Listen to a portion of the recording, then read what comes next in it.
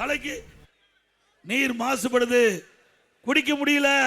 விவசாயத்துக்கு நீர் பாய்ச்சினா பயிர்கள் பல நோய்கள் ஏற்படுகிறது. ஆகவே இதற்கு ஒரு மாற்று திட்டம் நலந்தாய்வாளி காவிரி திட்டம். 2 காவிரி கரையின் 2 ஓரங்களில் நகரத்தில் இருந்து வெளியேறுகிற நீர் சுத்தப்படுத்தி ஆற்றிலே விட வேண்டும். இது காவிரி நதி நீர். பவானிசாகர் அணை, நொய்யல், அமராவதி, இன்னும் பல கிளை நதிகள், இப்படி நதிகள் வருகின்ற நீரை எல்லாம் சுத்தப்படுத்தி காவிரியிலே விடுங்கள். அதற்காக நான் பாரத பிரதமர் வேண்டுகோள் வச்ச அவர் ஏற்றுக்கொண்டார். முதலமைச்சர் ஏற்றுக்கொண்டு 2 அவைகள் மத்தியில் இருக்கின்ற மேலவை, மத்தியில் இருக்கிற மேலவை மற்றும் 2 அவைகள் கூட்டத்தில் மக்களவை மேலவை 2 கூட்டுக்குழுவில் மேதகு குடியரசுத் தலைவர் உரையிலே இடம்பெற செஞ்சார். தமிழகத்திலே நலந்தாய்வாளி காவிரி திட்டம் நிறைவேற்றப்படும் என்று 5-6 வருஷத்துக்கு முந்தைய கொடுத்தாங்க. 4-5 வருஷம் போராடிட்டு இருக்கிறேன். ஸ்டாலின் அவர்களே, நீர்வளத்துறை அமைச்சர் அவர்களே, மத்திய அரசு அறிவிக்கப்பட்டு விட்டது, அந்த திட்டத்தை நடைமுறைப்படுத்துங்கள். அப்ப நீர்வளத்துறை அமைச்சர் சொல்றார் 2 வருஷத்துக்கு முந்தி, ஏங்க இப்படி தாங்க நாமளும் பேசணும், மத்தியிலிருந்து ஒன்றும் கொடுக்க மாட்டாங்க. இல்லைங்க, ஏற்கனவே மேதகு குடியரசுத் தலைவர் உரையில் இடம்பெற்றிருக்குது, வரும்னு சொன்னேன். இல்லைனார். போன ஆண்டு மத்திய அரசு இந்த திட்டத்தை அனுமதிச்சு 11,600 கோடி கொடுத்தாச்சு. 11,600 கோடி. இவர்கள் நீர்வளத்துறை கொள்கை விளக்க குறிப்பில் அதை போட்டுட்டு அப்படியே போட்டாங்க, முடக்கிட்டாங்க. ஏன்னா அதிமுக ஆட்சியில் இது வலியுறுத்தி கொண்டு வரப்பட்ட திட்டம். இந்த பேர் அதிமுக வந்து விடும் சொல்லி அப்படியே 11,600 கோடி கிடப்பில் கிடக்குது. இவரெல்லாம் நாட்டு மக்களுக்கு நன்மை செய்யறீங்களா? காவிரியில் மேட்டூர்ல திறக்கிற நீர் மயிலாடுதுறையில் இருக்கிற மக்களுக்கு சுத்தமான நீர் கிடைக்கும், மாசுபடாத நீர் கிடைக்கும். அதுதானே இவ்வளவு கஷ்டப்பட்டேன். சிந்திச்சு பாருங்க.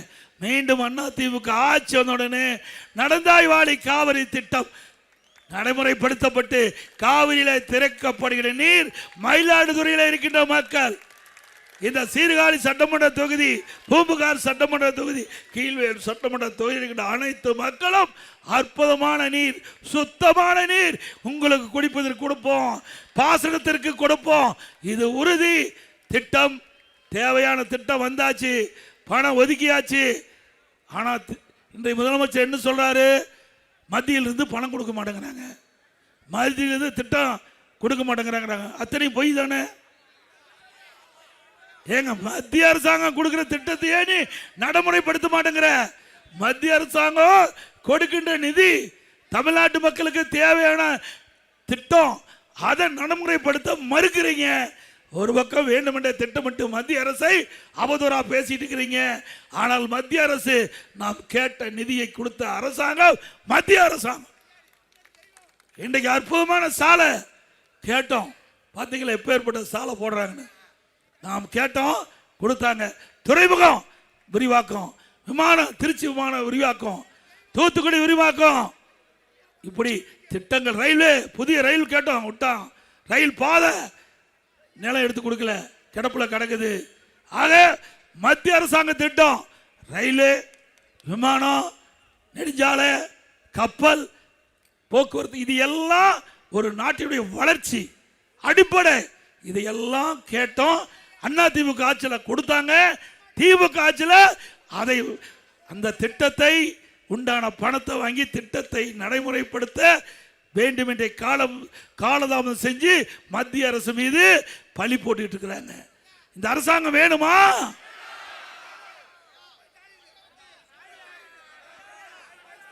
அதோட அண்மையில் உங்களுக்கு எல்லாம் தெரியும், இது டெல்டா குறுவை சாகுபடி செய்கின்ற பகுதி. நான் வரும்போது அறிவிச்சவர் பவுன்ராஜை கேட்டேன், ஆனால் ஒய்எஸ் மணின்னு கேட்டேன், ஏங்க இந்த டெல்டாவில் இந்த குறுவை சாகுபடி செஞ்சாங்களே இதுக்கெல்லாம் காப்பீடு செஞ்சாங்களான்னு கேட்டேன். இல்லைங்க, காப்பீடே செய்யல. 4 வருஷமா செய்யல, 5 வருஷமா செய்யலையா? திமுக ஆட்சிக்கு வந்ததிலிருந்து இதை நிறுத்தப்பட்டு விட்டது. அதிமுக ஆட்சி வந்தவுடனே விவசாயிகளுக்கு காப்பீட்டு திட்டம் தொடரும். 2022 என்று கருதுகிறேன். திரு ஸ்டாலின் முதலமைச்சரான உடனே மேட்டூருக்கு வந்து தண்ணி திறந்தார். தண்ணி திறந்து விட்டு பேட்டி கொடுத்தார். நான் யார் தெரியுமா? டெல்டாக்காரன்னார். நம்முடைய விவசாயிகள் மகிழ்ச்சியாக இருந்தாங்க. பரவாயில்ல, ஸ்டாலின் முதலமைச்சரான உடனே வந்த உடனே நம்ம டெல்டா பாசனத்திற்கு உரிய நேரத்தில் தண்ணீர் திறக்கிறார் என்று மகிழ்ச்சியோட விவசாய பணி மேற்கொண்டு அதெல்லாம் நாற்றுக்கெல்லாம் நட்டு அருமையாக பயிர் வந்து அந்த விளைச்சல் கொடுக்கும்போது கதிர் வரும்போது தண்ணி இல்லை, காஞ்சி போச்சு. மேட்டூர் அணை காஞ்சி விட்டது. அப்போ இவர் மத்திய அரசுகிட்ட அப்போ கர்நாடக அரசை வலியுறுத்தி இருந்தால் நீர் கிடைச்சிருக்கும். அதை பற்றியெல்லாம் அக்கறை எடுத்துக்கல. அப்போ வந்து முதல்ல இந்தியா கூட்டணி பேச்சுவார்த்தை நடக்குது பெங்களூர்ல. அன்னை சோனியா காந்தி வராங்க. அடுத்தது ராகுல் காந்தி வராங்க. நீர்ப்பாசனத்துறை அமைச்சர் நம்ம போட்டோ காட்டலாம். அவரு தான் சாலி அமைச்சு வரவேற்கிறாரு. நான் போட்டோ காட்டணும்ல. சிவகுமார் கர்நாடக நீர்ப்பாசனத்துறை அமைச்சர் அவர் தான் இவரை வரவேற்கிறாரு. எல்லாம் இருக்கிறாங்க. நான் அறிக்கை விடுறேன். போகும்போது ஸ்டாலின் டெல்லி அங்கே பெங்களூர் போகும்போதே சொல்கிறேன், இங்கெல்லாம் விவசாயி பாதிக்கிறாங்க. 2 தண்ணி பாய்ச்சுனா அந்த நெல்லை அறுவடை செஞ்சிடலாம். இதை எப்படியாவது கேட்டு பெருகினேன். போய் வாயே பேசலை. அப்படியே போய் கூட்டணி பேச்சுவார்த்தை முடிச்சுட்டு வந்துட்டாரு. அப்போ கேட்டேன், நாங்கள் இதுக்கெல்லாம் போகல, இந்தியா கூட்டணி பேச்சுவார்த்தை நடத்துறதுக்கு போகிறோங்கிறார். இவர் ஆட்சி செய்வதற்கு தகுதியானவரா? ஏங்க இங்கே விவசாயி பாதிச்சுட்டு இருக்கிறாங்க. 2 லட்சம் ஏக்கர் காயுது தண்ணி இல்லாம. நீங்க ஒரு வார்த்தை கேட்டிருந்தா அந்த இந்தியா கூட்டணியில் பிரதான கட்சியாக இருப்பது திமுக கேட்டிருந்தா தண்ணி விட்டுருப்பாங்க. அப்போ விவசாயிகளை காப்பாற்றிருக்கலாம். அப்ப கூட மனம் இல்லாம விவசாயிகளை காப்பாற்ற தவறிய கட்சி திமுக கட்சி. மீண்டும் இந்த ஆட்சி வர வேண்டுமா? அது மட்டும் இல்ல, இப்போ அண்மையில் இந்த குறுவை சாகுபடி செஞ்சு அதையெல்லாம் நேரடி கொள்முதல் நிலையத்தில் கொள்முதல் செஞ்சுட்டு இருந்தாங்க. அந்த நெல்லெல்லாம் நேரடி கொள்முதலை கொண்டு போய் விற்பனை செய்கிற பொழுது அதை முறையாக வாங்கலை. 10 நாள் கிடப்பில் போட்டாங்க. அப்போ கொண்டு போன விவசாயிகள் கொண்டு போன நெல்லெல்லாம் திறந்த வெளியில் அடுக்கி வச்சுருந்தாங்க. தார்பாயெல்லாம் கொடுக்கல. அதனால் பெய்த மழையில் முளைச்சி போச்சு. அந்த நான் கூட நேரடியாக வந்து பார்த்தேன். அந்த விவசாயிகள்லாம் ஆறுதல் சொன்னேன். ஒரு ஆறுதல் வந்து சொன்னா இல்லையில வந்து பார்த்துட்டு போனேன். இங்கேயே நேரடியாக வந்து பார்த்துட்டு போனேன். பாருங்க, இந்த மலையில் மூட்டையெல்லாம் நெல் மூட்டையெல்லாம் அந்த நெல் மணியெல்லாம் முளைச்சி அப்படி வெளியில் வந்துட்டு இதுங்கிட்டு இருக்குதெல்லாம். இப்படிப்பட்ட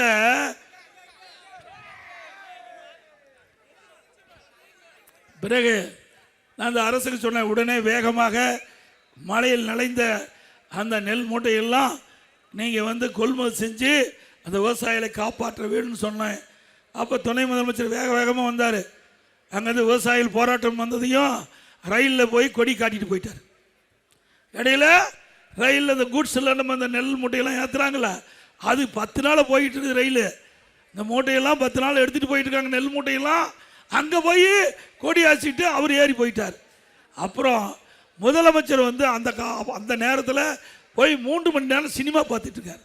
3 மணி நேரம் சினிமா பார்க்குறாரு. அப்புறம் பிறகு நான் வந்து கவன ஈர்ப்பு தீர்மானம் கொண்டாந்தேன். இந்த பாதிக்கப்பட்ட அந்த விவசாயிகளுக்கு நிவாரணம் கொடுக்கணும்னு சொன்னேன். அப்புறம் தான் அந்த நெல் மணியெல்லாம் எப்படி முளைச்சிருக்குது அப்படின்னு சொல்லி ஒரு தட்டில் வச்சு காட்டுறாங்க பாரு. தட்டில் வச்சு ஒரு பிளாஸ்டிக் தட்டில் இந்த முளைத்த நெல்மணியெல்லாம் காட்டுறாங்க. எங்க ஓட்டு கேட்கறதுக்கு வந்தார்ல, மாமனார் வீட்டுக்கு வந்தாரா? அங்கங்கே போகும்போது ஓட்டு கேட்டாரா? ஓட்டு கேட்கறதுக்கு மக்கள் தேவை, விவசாயி தேவை. விவசாயி பாதிக்கப்படுகின்ற பொழுது தட்டில் வச்சு பார்க்குறாரு. அது என்னன்னு கூட அவருக்கு தெரியாது. இது நெற்பயிரா வேற ஏதாவது காட்டுறாங்கன்னு கூட இந்த முதலமைச்சருக்கு தெரியாது. ஆக விவசாயிகள் பாதிக்கப்படுகின்ற பொழுது கூட நேரடியாக உங்களை வந்து சந்தித்து உங்களுக்கு ஆறுதல் சொல்லி பாதிக்கப்பட்ட விவசாயிகளுக்கு நிவாரணம் கொடுக்க மறுக்கின்ற திமுக மீண்டும் ஆட்சிக்கு வரணுமா?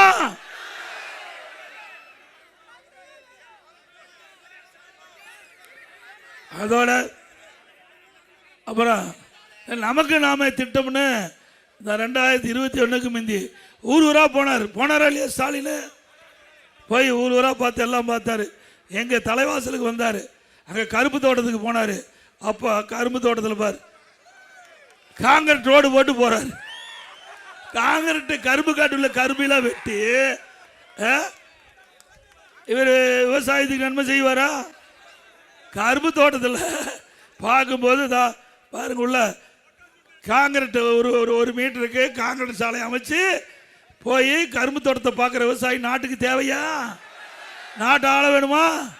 இவர் விவசாயத்தை காப்பாற்றுவாரா இல்லை விவசாயி காப்பாற்றுவாரா?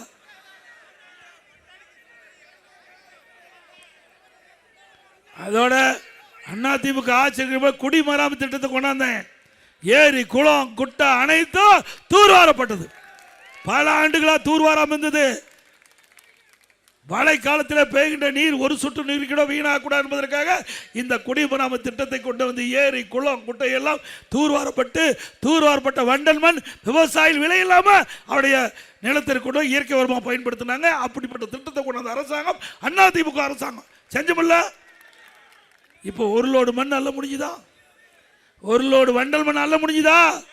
மீண்டும் அதிமுக ஆட்சி வரும், விவசாயிகள் ஏரியில் விலை இல்லாம வண்டல் மண் அள்ளலாம். அதிமுக ஆட்சி இருக்க வரைக்கும் மும்முனை மின்சாரம் கொடுத்தோம். 24 மணி நேரம் அவருடைய பம்பு செட்டை இயங்குவதற்கு தடையில்லா மின்சாரம் கொடுத்தோம்ல. மும்முனை மின்சாரம் கொடுத்த அரசாங்கம் அதிமுக அரசாங்கம். இன்றைக்கு ஷிஃப்ட் போட்டு கொடுக்குறாங்க. இன்றைக்கு மின்வெட்டு அப்பப்போ ஷிஃப்ட் போட்டு தான் மின்சாரத்தை நம்முடைய பம்பு செட்டுக்கு தராங்க. மீண்டும் அதிமுக ஆட்சி அமைந்த உடனே விவசாயிகளுக்கு 24 மணி நேரம் மும்முனை மின்சாரம் வழங்கும். அதே போல வணிக பயிர் கரும்பு, மஞ்சள், வாழை, பருத்தி வணிக பயிர் இது காப்பீடு செய்கின்ற பொழுது 5% வசூல் பண்ணாங்க. இனி அதை 2% குறைக்கப்பட்டு விட்டது. காப்பீட்டு திட்டத்தில் அது பிரீமியம் 5% 2% குறைக்கப்படும்.